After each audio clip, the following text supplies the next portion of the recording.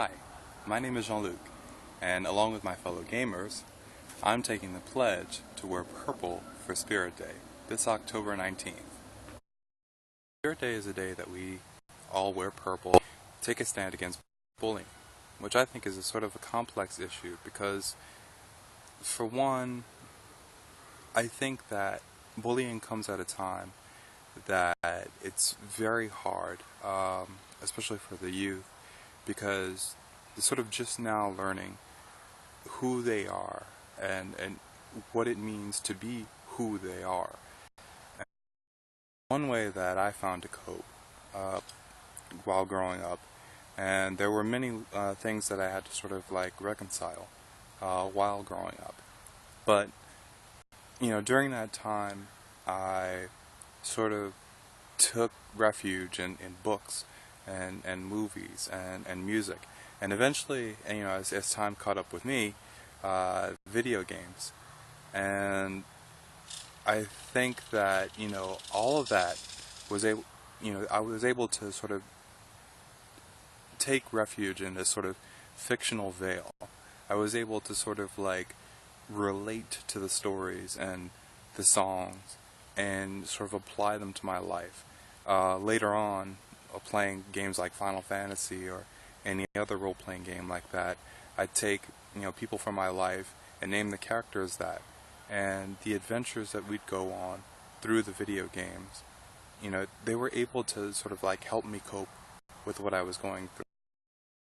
Growing up Native American in New Orleans, it was a sort of tough. It was a tough time because I kind of knew that if there were any other Native American students in the schools that I was going to, they were few and far between, and for all I knew, I was the only one. At the same time, I had a really strong upbringing with my parents and my grandparents. I was able to visit the reservation regularly, and I was able to learn the tribal languages through visits to my cousins. And because of that, I was very strong with who I was as an Indian.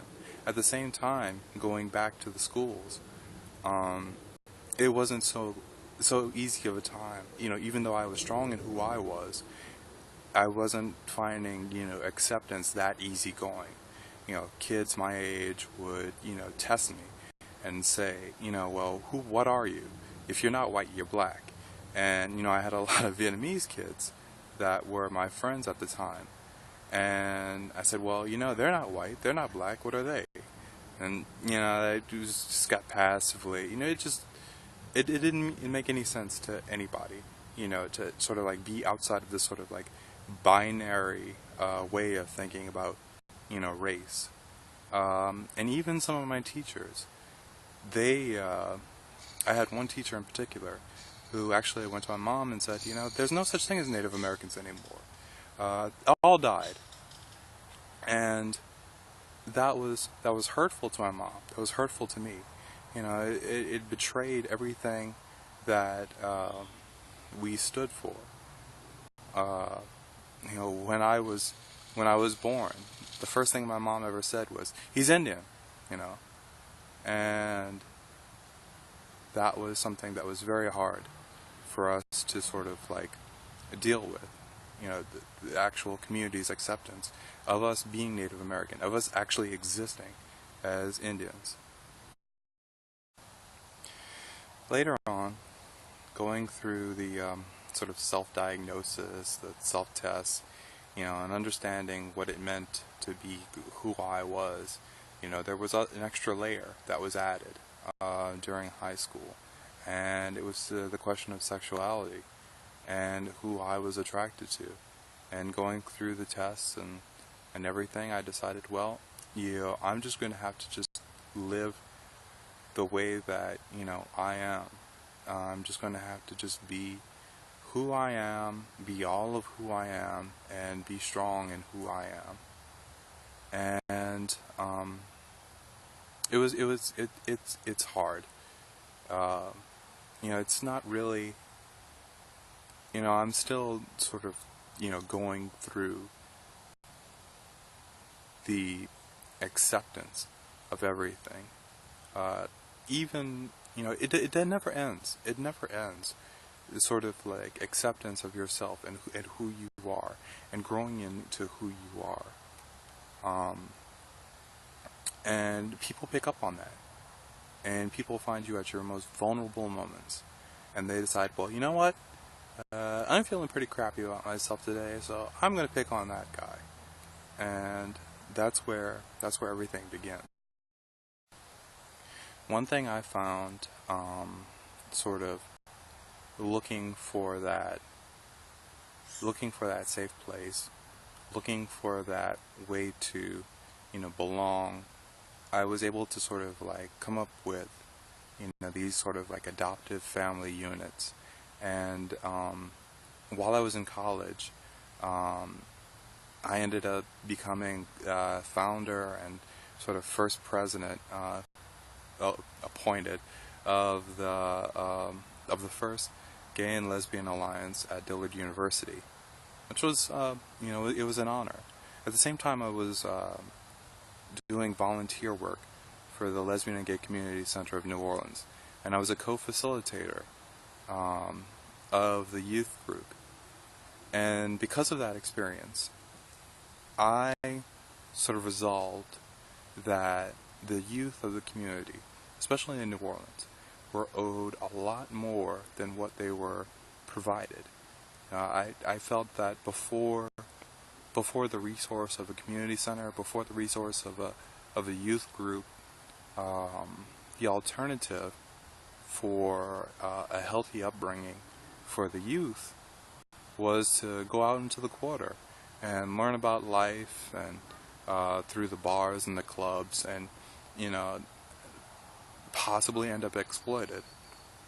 And I felt that we owed the youth, and I say we, but I was only a year older than probably the oldest member of the youth group, but we still owed them that safe place. We needed to provide them with a way, an example of a healthy lifestyle.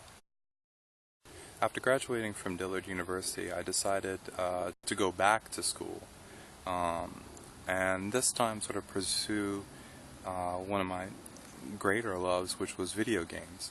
And I attended Full Sail University, and while there, studying game design in a game writing class, I decided, well, I wonder if there are other guys like me,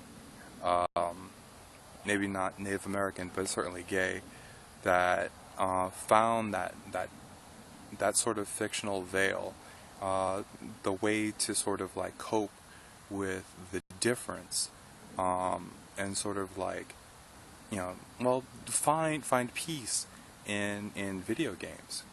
And doing a Google search, I found my first gamer community, which was Gaymers Experimentations. Later on, it would be gamer.org and gaygamer.net. And together, since that time, early 2000s, we all sort of like provided a safe place for people that, maybe just like me, they decided, well, I have this paper due, I have to present for class. I wonder if there's other guys like me, and I wonder what the community is like, and I wonder, what I can do to sort of like help communicate to others, what that safe place is. One thing that really inspired me to make this video response to Spirit Day was the question of, there was a question posed: if there was any retro gaming hero that we had the power that we could be, who would they be?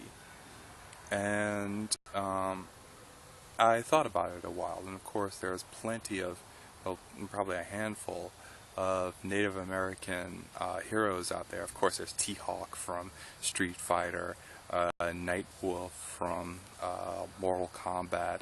I even count Red 13 in there from Final Fantasy VII, even though he's kind of a tiger, but he's got all beads and feathers and he's pretty cool, so You know, I feel that that's a part of like Native American representation in video games. Certainly not Brave, because he kind of looks funky.